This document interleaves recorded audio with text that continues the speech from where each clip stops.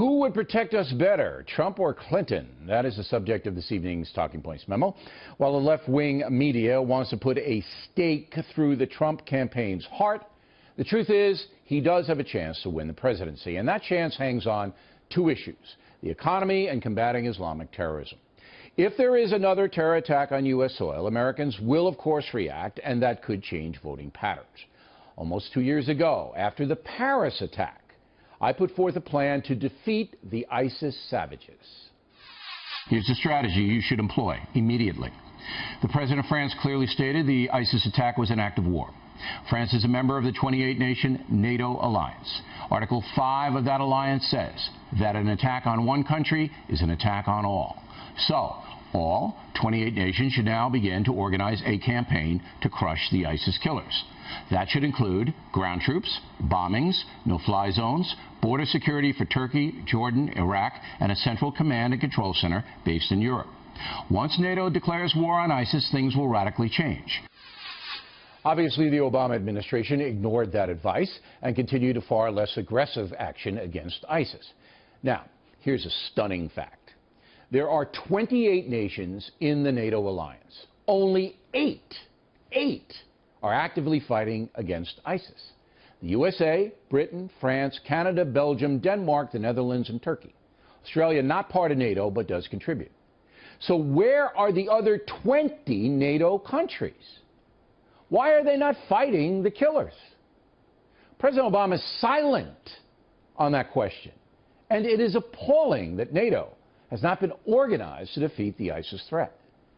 Writing in the Wall Street Journal yesterday, Democratic Senator Dianne Feinstein agrees, quote, "It is now time to recognize that an increased U.S. presence acting with NATO countries and other partners could enhance the effort to eliminate Islamic State. Creating a NATO rapid reaction force to serve as an attack force against Islamic State would make a major impact and would help to eliminate ISIS safe havens and to staunch the flow of refugees into Turkey and Europe," unquote. Senator Feinstein is correct, and we were hoping she would come on the Factor to talk about it, but she has declined. You may have noticed it is a pattern among Democratic senators. I'm not paranoid, but there seems to be an organized effort to keep Democratic politicians off this network. Anyway, both Hillary Clinton and Donald Trump have also put forth strategies.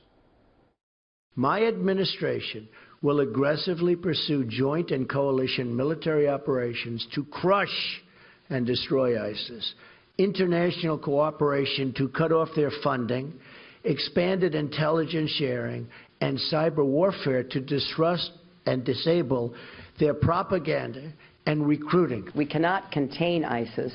We must defeat ISIS. We need to rely on what actually works, not bluster that alienates our partners and doesn't make us any safer. Talking Points believes Mrs. Clinton would most likely take a more aggressive stance against ISIS than President Obama has, but she's really not spelled that out yet. What this all comes down to is will. Barack Obama simply does not have the motivation to quickly destroy the ISIS savages, thereby sending a message to the world. That's clear. But the present danger is also clear. The next terror attack is coming at any time. There will be more innocent people slaughtered, while NATO does little to stop the carnage. And what about those poor refugees Senator Feinstein mentioned? Who's helping them? Who's providing safe zones near where they live? Nobody. Summing up, Americans are engaged emotionally with the terror fight, and that will affect the upcoming vote. Both candidates should make ISIS a top priority.